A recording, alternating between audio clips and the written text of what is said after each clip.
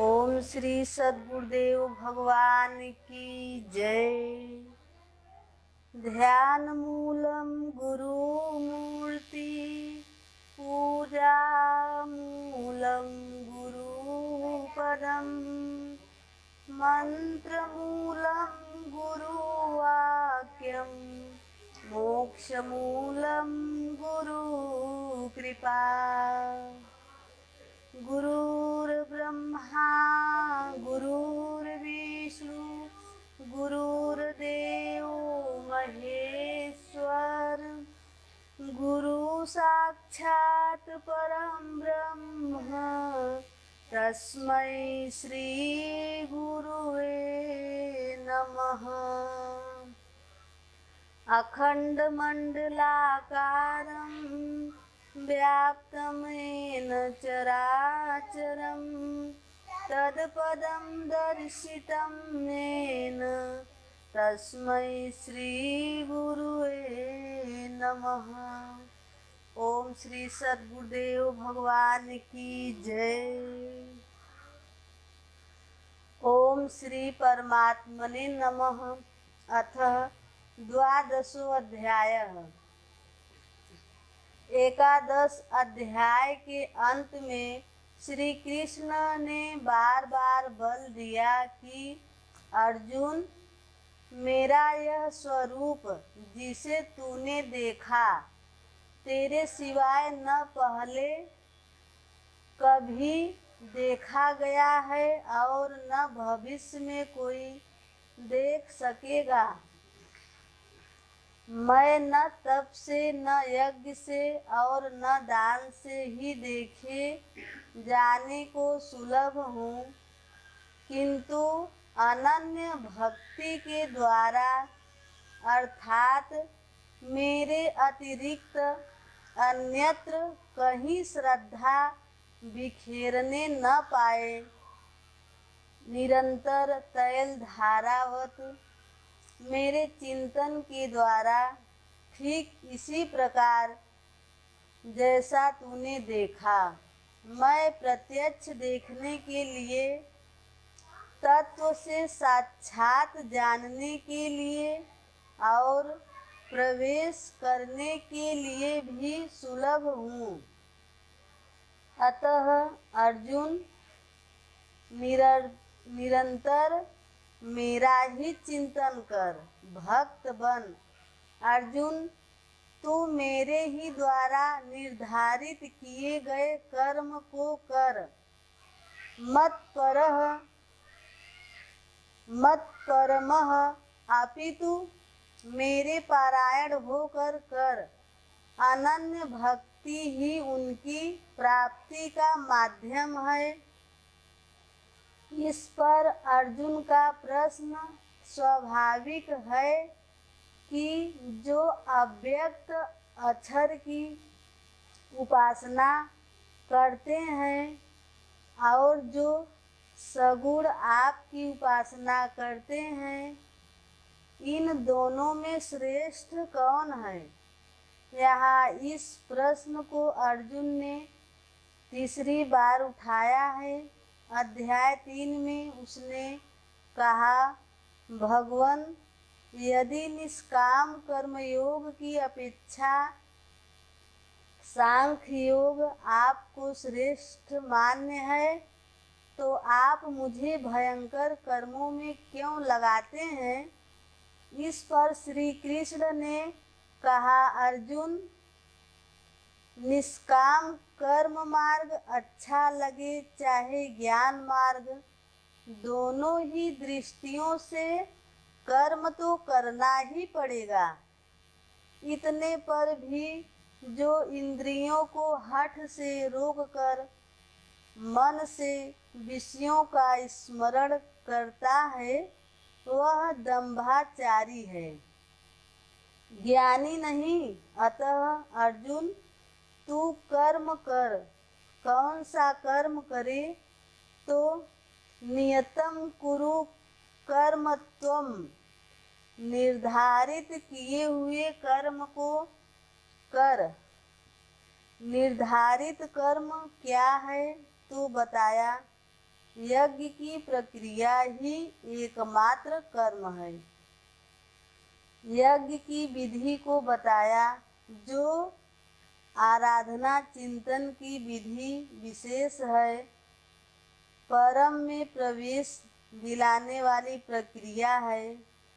जब निष्काम कर्म मार्ग और ज्ञान मार्ग दोनों में ही कर्म करना है, यज्ञार्थ कर्म करना है, क्रिया एक ही है, तो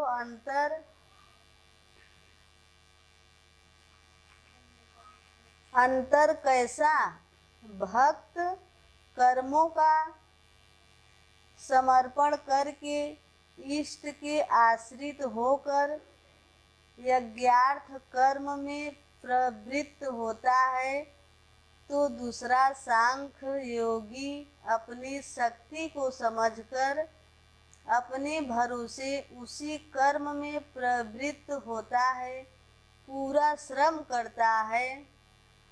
अध्याय 5 में अर्जुन ने पुनः प्रश्न किया, भगवान, आप कभी सांख्य माध्यम से कर्म करने की प्रशंसा करते हैं, तो कभी समर्पण माध्यम से निष्काम कर्म योग की प्रशंसा करते हैं। इन दोनों में श्रेष्ठ कौन है? यहाँ तक अर्जुन समझ चुका है कि कर्म दोनों दृष्टियों से करना होगा, फिर भी दोनों में श्रेष्ठ मार्ग वह चुनना चाहता है। श्री कृष्ण ने कहा, अर्जुन, दोनों ही दृष्टियों से कर्म में प्रवृत्त होने वाले मुझको ही प्राप्त होते हैं, किंतु सांख्य मार्ग की अपेक्षा निष्काम कर्म मार्ग श्रेष्ठ है। निष्काम कर्म योग का अनुष्ठान किए बिना न कोई योगी होता है और न ज्ञानी। सांख्य योग दुष्कर है, उसमें कठिनाइयाँ अधिक है। यहाँ तीसरी बार अर्जुन ने यही प्रश्न रखा कि भगवान, आप में अनन्य भक्ति से लगने वाले और अव्यक्त अक्षर की उपासना से सांख्य मार्ग से लगने वाले इन दोनों में श्रेष्ठ कौन है? अर्जुन उवाच, एवं सतत युक्ताये भक्तास्त्वां पर्युपासते, ये चापक्षरं व्यक्तं तेषां के योगवित्तमाः। एवं अर्थात इस प्रकार जो अभी अभी आपने विधि बताई है, ठीक इसी विधि के अनुसार अनन्य भक्ति से जो आपकी शरण लेकर आपसे निरंतर संयुक्त होकर आपको भली प्रकार उपासते हैं, और दूसरे जो आपकी शरण न लेकर स्वतंत्र रूप से अपने भरोसे उसी अक्षय और अव्यक्त स्वरूप की उपासना करते हैं, जिसमें आप भी स्थित हैं। इन दोनों प्रकार के भक्तों में अधिक उत्तम योगवेत्ता कौन है? इस पर योगेश्वर श्री कृष्ण ने कहा, श्री भगवान वाच, मय्यावेश्य मनो ये मां नित्ययुक्ता उपासते, श्रद्धया परयोपेतास्ते मे युक्ततमा मताः। अर्जुन, मुझ में मन को एकाग्र करके निरंतर मुझसे संयुक्त हुए जो भक्तजन परम में संबंध रखने वाली श्रेष्ठ श्रद्धा से युक्त होकर मुझे भजते हैं, वे मुझे योगियों में भी अति उत्तम योगी मान्य हैं। ये त्वं क्षरमनिर्देश्यं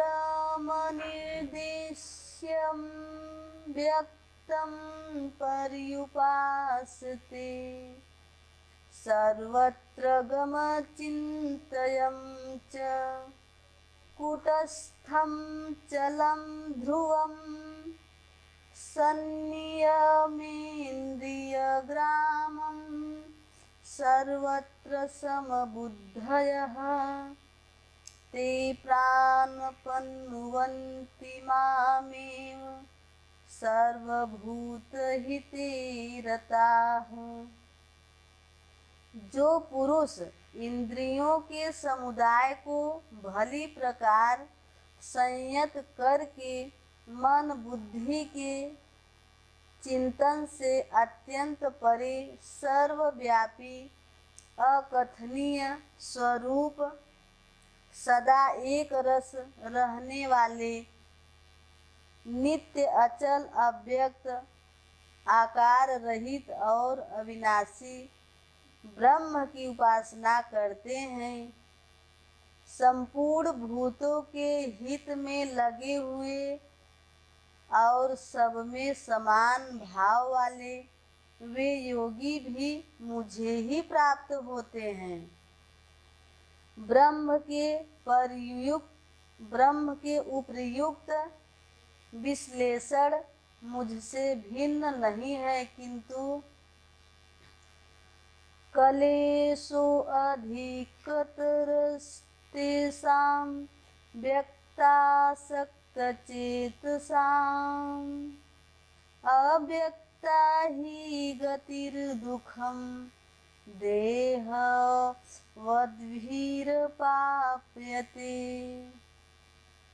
उन अव्यक्त परमात्मा में आसक्त हुए चित्त वाले पुरुषों के साधन में क्लेश विशेष है, क्योंकि देहाभिमानियों द्वारा अव्यक्त विषयक गति दुख पूर्वक प्राप्त की जाती है।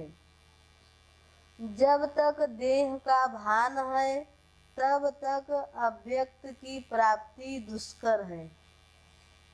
योगेश्वर श्री कृष्ण सद्गुरु थे, अव्यक्त परमात्मा उनमें व्यक्त था।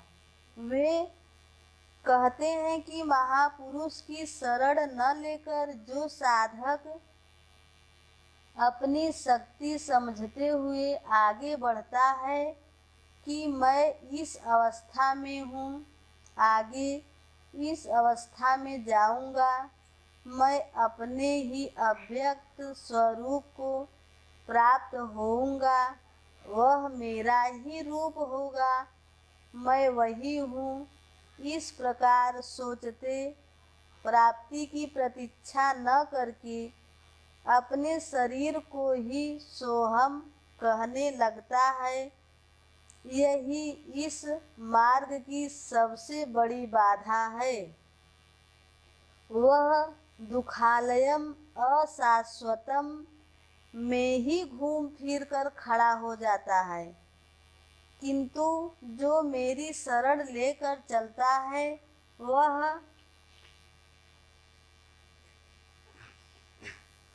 एतु सर्वाणि कर्माणि मयि सन्न्यस्य मत्पराः अनन्येव योगेन मां ध्यायन्त उपासते। जो मेरे परायण होकर संपूर्ण कर्मों अर्थात आराधना को मुझ में अर्पण करके अनन्य भाव से योग अर्थात आराधना प्रक्रिया के द्वारा निरंतर चिंतन करते हुए भजते हैं, तेषामहं समुद्धर्ता मृत्यु संसार सागरात् भवामि न चिरात् पार्थ मयवेशितचेतसाम्।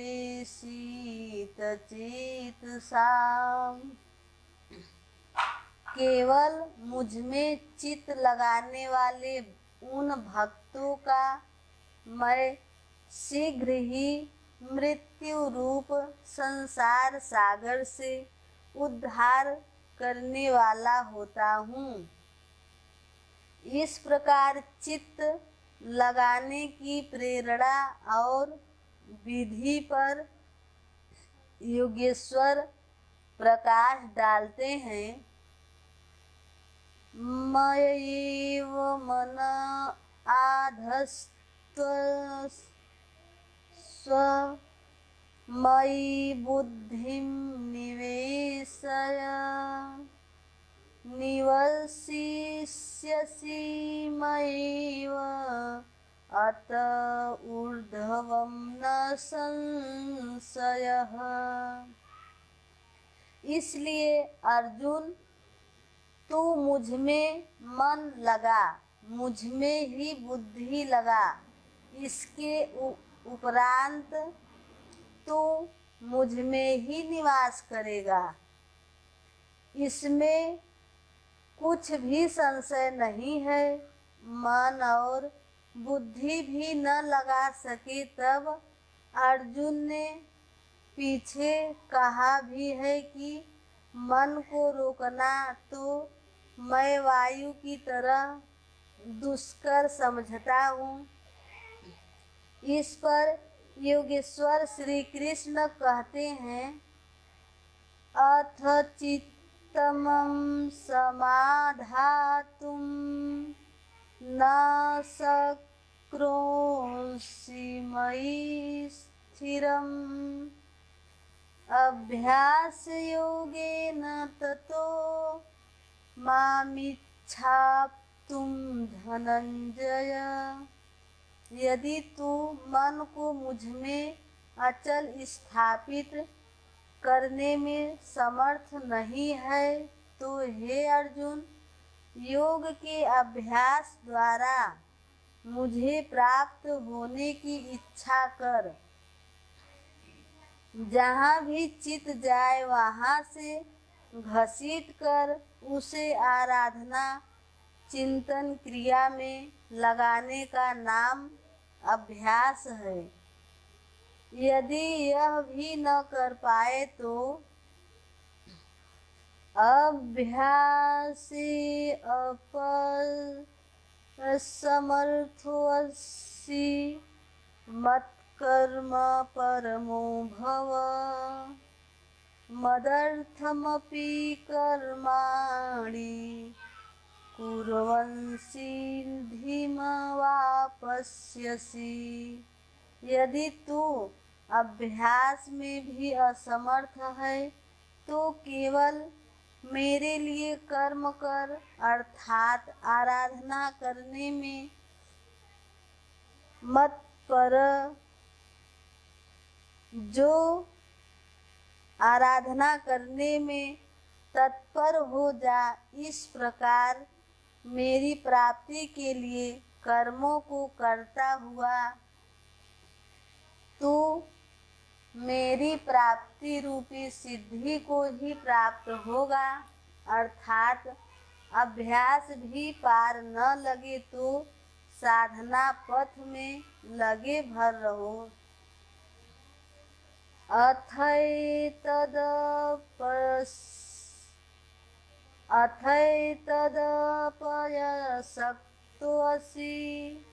कर्तुं मद्योगमाश्रितः सर्वकर्मफलत्यागं ततः कुरु यतात्मवान। यदि इसे भी करने में असमर्थ है तो संपूर्ण कर्मों के फल का त्याग कर, अर्थात लाभ हानि की चिंता छोड़कर मध्ययोग के आश्रित होकर, अर्थात समर्पण के साथ आत्मवान महापुरुष की शरण में जा। उनसे प्रेरित होकर कर्म स्वतः होने लगेगा। समर्पण के साथ कर्म फल के त्याग का महत्व बताते हुए योगेश्वर श्री कृष्ण कहते हैं, श्रेयो हि ज्ञानमभ्यासा जिज्ञानार्थयानं विशिष्यते।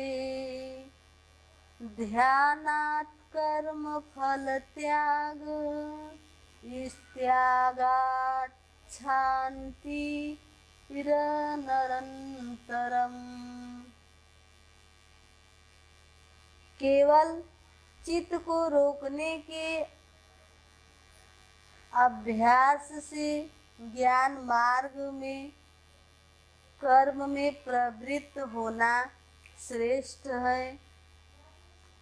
ज्ञान माध्यम से कर्म को कार्य रूप देने की अपेक्षा ध्यान श्रेष्ठ है, क्योंकि ध्यान में इष्ट रहता ही है। ध्यान से भी संपूर्ण कर्मों के फल का त्याग श्रेष्ठ है, क्योंकि इष्ट के प्रति समर्पण के साथ ही योग पर दृष्टि रखते हुए कर्म फल का त्याग करने से उसके योग क्षेम की जिम्मेदारी इष्ट की हो जाती है।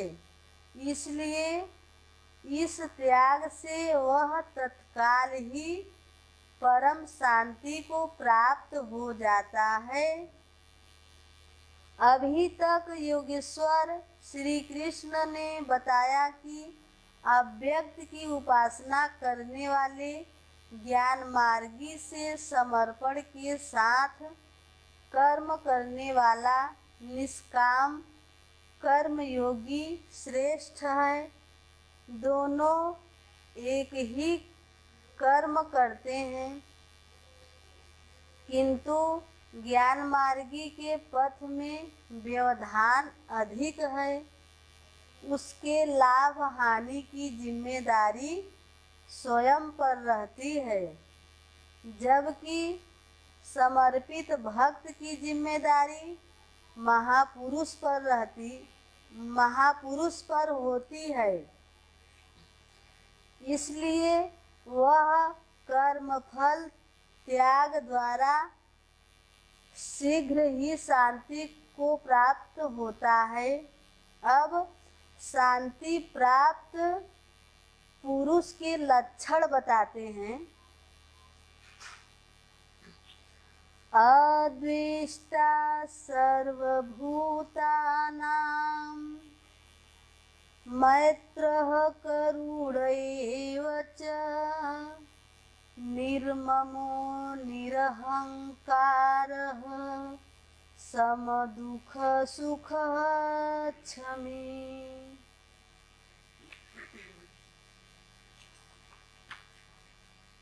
इस प्रकार शांति को प्राप्त हुआ जो पुरुष सब भूतों में द्वेष भाव से रहित, सबका प्रेमी और हेतु रहित दयालु है, और जो ममता से रहित, अहंकार से रहित, सुख दुख की प्राप्ति में सम तथा क्षमावान है।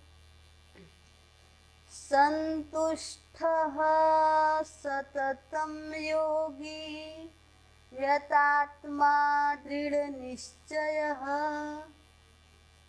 मयर्पित मनोर्बुद्धिर्यो मद्भक्तः स मे प्रियः।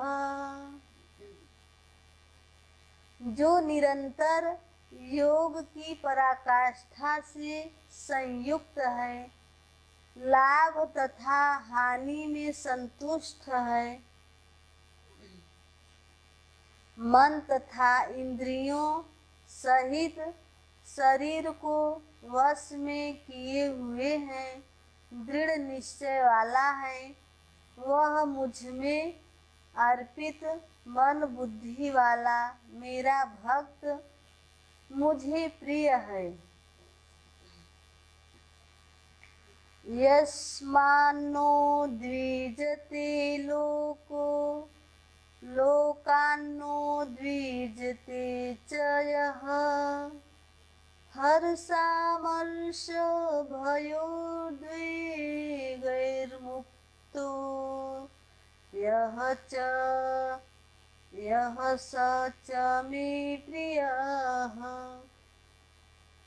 जिसमें कोई भी जीव उद्वेग को प्राप्त नहीं होता और जो स्वयं भी किसी जीव से उद्विग्न नहीं होता एवं हर्ष, संताप, भय और समस्त विक्षोभों से मुक्त है, वह भक्त मुझे प्रिय है।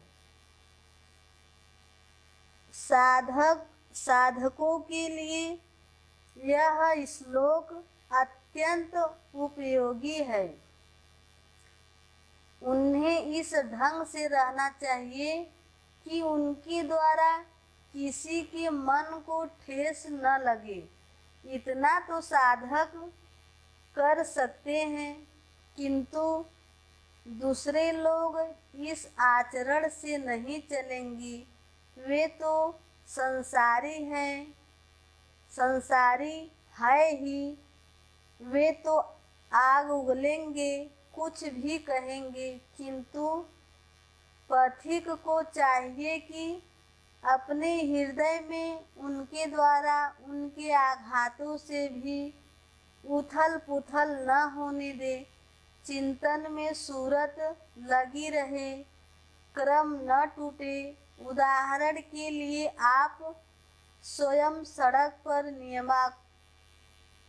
नियमानुकूल बाएं से चल रहे हैं, कोई मदिरा पीकर चला आ रहा है, उससे बचना भी आपकी जिम्मेदारी है। अनपेक्षः शुचिर्दक्ष उदासीनो गतव्यथः सर्वारंभ परित्यागी यो मद्भक्तः स मे प्रियः।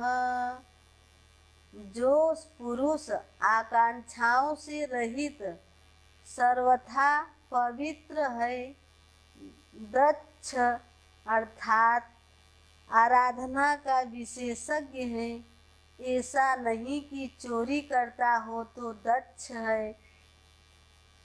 श्री कृष्ण के अनुसार कर्म एक ही है, नियत कर्म।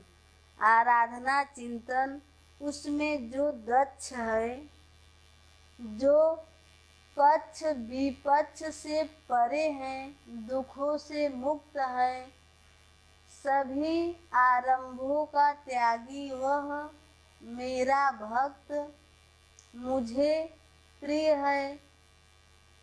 करने योग्य कोई क्रिया उसके द्वारा आरंभ होने के लिए शेष नहीं रहती।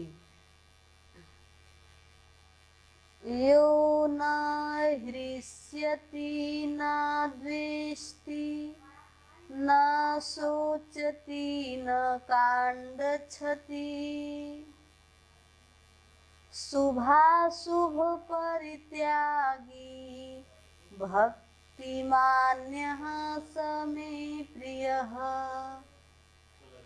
जो न कभी हर्षित होता है, न द्वेष करता है, न शोक करता है, न कामना ही करता है, तथा जो शुभ और अशुभ संपूर्ण कर्मों के फल का त्यागी है, जहाँ कोई शुभ विलग नहीं है, अशुभ शेष नहीं है, भक्ति की इस पराकाष्ठा से युक्त वह पुरुष मुझे प्रिय है।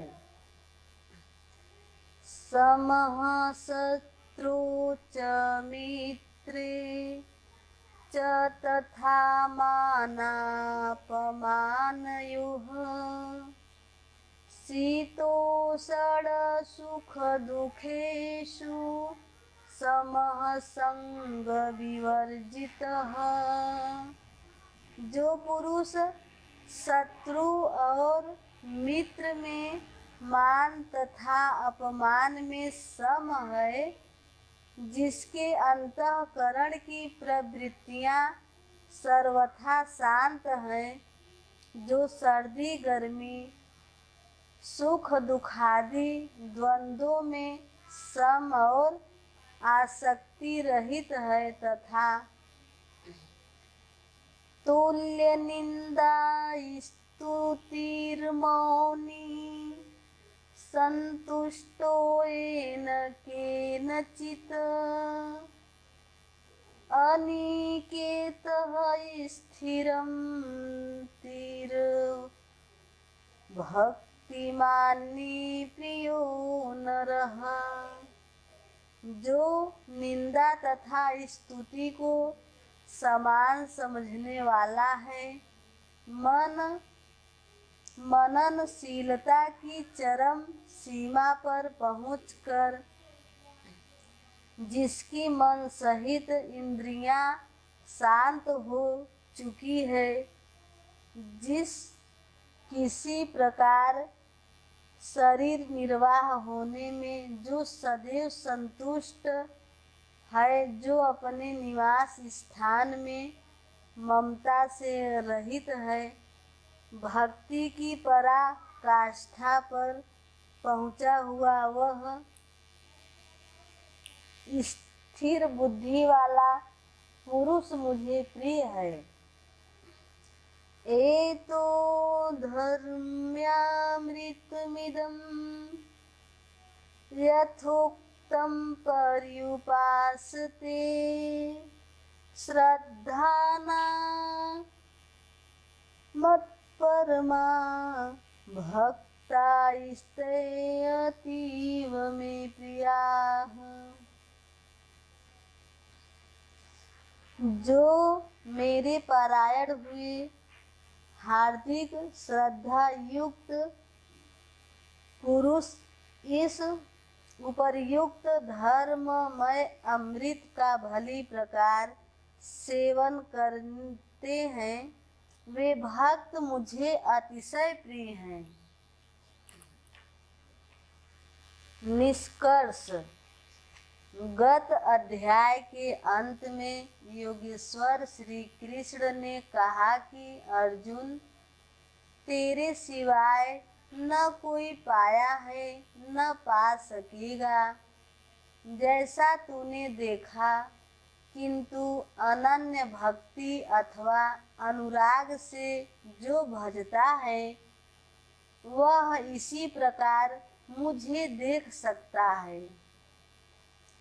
तत्व के साथ मुझे जान सकता है और मुझ में प्रवेश भी पा सकता है। अर्थात परमात्मा ऐसी सत्ता है जिसको पाया जाता है। अतः अर्जुन भक्त बन। अर्जुन ने इस अध्याय में प्रश्न किया कि भगवान, अनन्य भाव से जो आपका चिंतन करते हैं और दूसरे वे जो अक्षर अव्यक्त की उपासना करते हैं, इन दोनों में उत्तम योग वेत्ता कौन है? योगेश्वर श्री कृष्ण ने बताया कि दोनों मुझे ही प्राप्त होते हैं, क्योंकि मैं अव्यक्त स्वरूप हूँ।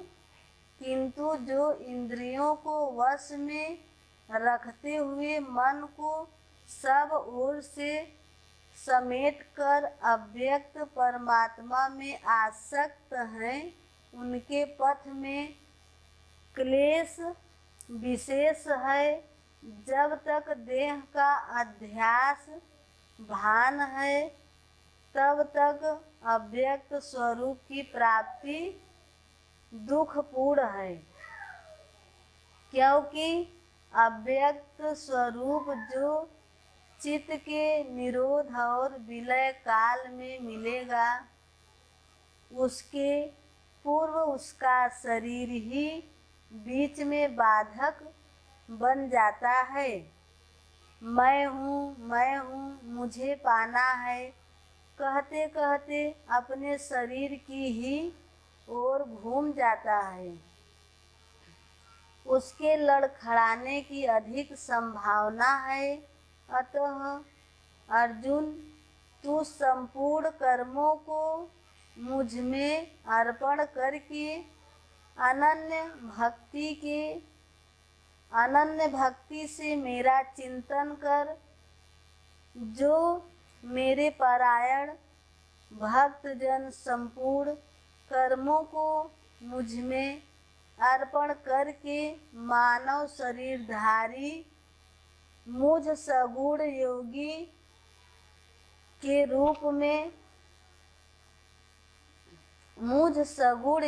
के रूप का ध्यान द्वारा तैल धारावत निरंतर चिंतन करते हैं, उनका मैं शीघ्र ही संसार सागर से उद्धार करने वाला हो जाता हूँ। अतः भक्ति मार्ग श्रेष्ठ है। अर्जुन, मुझ में मन को लगा, मन न लगे तो भी लगाने का अभ्यास कर। जहाँ भी चित जाए पुनः घसीट कर उसका निरोध कर। यह भी करने में असमर्थ है तो तू कर्म कर। कर्म एक ही है, यज्ञार्थ कर्म। तू कार्यम कर्म करता भर जा, दूसरा न कर, उतना ही कर, पार लगे चाहे न लगे। यदि यह भी करने में असमर्थ है तो स्थित प्रज्ञ आत्मवान तत्वज्ञ महापुरुष की शरण होकर संपूर्ण कर्म फलों का त्याग कर। ऐसा त्याग करने से तू परम शांति को प्राप्त हो जाएगा। तत्पश्चात परम शांति को प्राप्त हुए भक्त के लक्षण बताते हुए योगेश्वर श्री कृष्ण ने कहा, जो संपूर्ण भूतों में द्वेष भाव से रहित है, जो करुणा से युक्त और दयालु है, ममता और अहंकार से रहित है, वह भक्त मुझे प्रिय है। जो ध्यान योग में निरंतर तत्पर और आत्मस्थित है, वह भक्त मुझे प्रिय है। जिससे न किसी को उद्वेग प्राप्त होता है और न स्वयं भी जो किसी से उद्वेग को प्राप्त नहीं होता, ऐसा भक्त मुझे प्रिय है। जो शुद्ध है, दक्ष है, व्यथाओं से उपराम है, सर्वारंभों का त्याग कर जिसने पार पा लिया है, ऐसा भक्त मुझे प्रिय है। संपूर्ण कामनाओं का त्यागी और शुभाशुभों का पार पाने वाला भक्त मुझे प्रिय है। जो निंदा और स्तुति में समान और मौन है, मन सहित जिसकी इंद्रियां शांत और मौन है, जो किसी भी प्रकार शरीर निर्वाह में संतुष्ट और रहने के स्थान में ममता से रहित है, शरीर रक्षा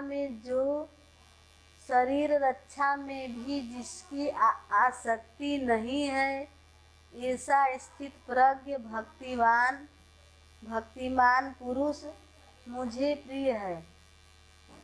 इस प्रकार श्लोक 11 से 19 तक योगेश्वर श्री कृष्ण ने शांति प्राप्त योग युक्त भक्त की रहनी पर प्रकाश डाला, जो साधकों के लिए उपादेय है।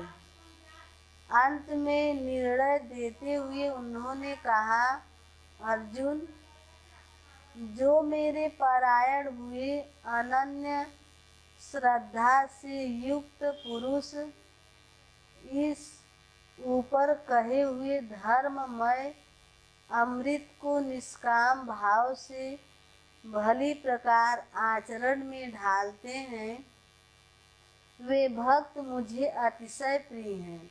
अतः समर्पण के साथ इस कर्म में प्रवृत्त होना श्रेयतर है, क्योंकि उसके हानि लाभ की जिम्मेदारी वह इष्ट सद्गुरु अर्थात भगवान अपने ऊपर ले लेते हैं।